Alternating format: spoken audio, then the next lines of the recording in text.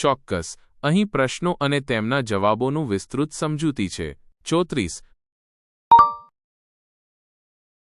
નીચે આપેલ જોડીઓને સાચા જવાબ મુજબ ગોઠવો. જવાબ: A1 D 2 B 3 A અને 4 C. સમજૂતી: કોઈ ગમતા ઉદ્દીપકને દૂર કરવો, સજા કે શિક્ષા.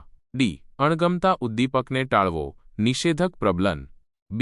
ગમતા ઉદ્દીપકને ઉમેરવા, વિધાયક પ્રબલન. A. ઇચ્છનીય પ્રતિક્રિયાઓને ક્રમિક રીતે પ્રબલન આપવું, વર્તન ઘડતર. C.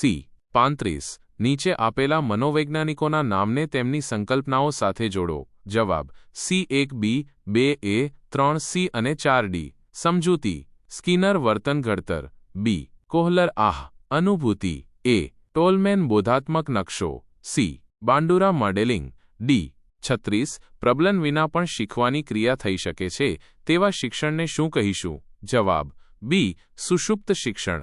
સમજૂતી: સુષુપ્ત શિક્ષણમાં શીખનારને પ્રબલન મળતું નથી, પરંતુ તેઓ છુપાયેલું જ્ઞાન મેળવે છે જે જરૂર પડે ઉપયોગમાં લઈ શકાય છે. 37. વ્યવસ્થિત કાર્યક્રમ દ્વારા વર્તનને બદલવાના પ્રયાસોને મનોવિજ્ઞાનમાં શું કહે છે? જવાબ: A. Behaviour modification. સમજૂતી: વર્તન બદલવાની પ્રક્રિયાને વર્તન સુધારણા બિહેવિયર મોડિફિકેશન કહેવાય છે. 38. નીચેનામાંથી કયું વિધાન શીખવાની ક્રિયાના સંદર્ભમાં સાચું ન ગણી શકાય? જવાબ: A. પ્રેરણાત્મક અવસ્થાઓ મોટિવેશનલ સ્ટેટ્સને કારણે વર્તનમાં થતા પરિવર્તનો. સમજૂતી: પ્રેરણાત્મક અવસ્થાઓ વર્તનમાં કામચલાઉ ફેરફારો લાવી શકે છે, પરંતુ તે શીખવાની ક્રિયા નથી. 39. જે ઉદ્દીપક કોઈ તાલીમ વગર જ પ્રાણીમાં પ્રતિક્રિયા ઉત્પન્ન કરી શકે તેને કેવું ઉદ્દીપક કહે છે? જવાબ: D. અનઅભિસંધિત ઉદ્દીપક. સમજૂતી: અનઅભિસંધિત ઉદ્દીપક એ સહજ રીતે પ્રતિક્રિયા ઉત્પન્ન કરે છે. 40. વિલોપનની ઘટનાને પાવલોવ કયા નિયમ દ્વારા સમજાવે છે?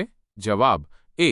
આંતરિક અવરોધનો નિયમ. સમજૂતી: આંતરિક અવરોધનો નિયમ જણાવે છે કે જ્યારે અભિસંધિત ઉદ્દીપક વારંવાર આપવામાં આવે છે અને અનભિસંધિત ઉદ્દીપક આપવામાં આવતું નથી, ત્યારે અભિસંધિત પ્રતિક્રિયા ધીમે ધીમે ઓછી થાય છે અને છેવટે બંધ થઈ જાય છે. 41. શાસ્ત્રીય અભિસંધાનના પ્રયોગ દરમિયાન કોઈ નવું ઉદ્દીપક અભિસંધિત ઉદ્દીપકની સાથે દાખલ કરવામાં આવે તો તેનાથી શીખવાની ક્રિયા ધીમી પડે છે એવું કયો નિયમ કહે છે? જવાબ: B. બાહ્ય અવરોધનો નિયમ. સમજૂતી: બાહ્ય અવરોધનો નિયમ જણાવે છે કે જ્યારે અભિસંધિત ઉદ્દીપકની સાથે બીજું નવું ઉદ્દીપક આપવામાં આવે છે ત્યારે અભિસંધિત પ્રતિક્રિયા ધીમી પડે છે. આશા છે કે આ સમજૂતી